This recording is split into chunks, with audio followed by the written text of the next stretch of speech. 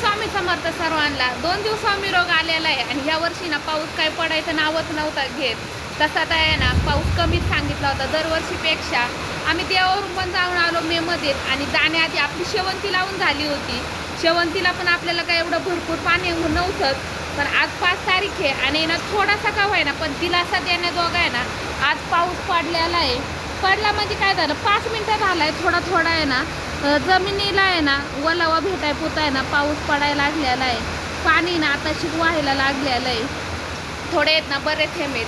काल आहे ना आपल्या बाजूचं जे गाव आहे ना 5-6 किलोमीटर तिथे ना भरपूर पाऊस झाला ना असा जीव आहे ना लाखलूक होत होता की ना बाजूच्या गावात एवढा पाऊस होतोय आणि आपल्या ना शेजारी गाव आहे तिथं पाऊस पडा ना.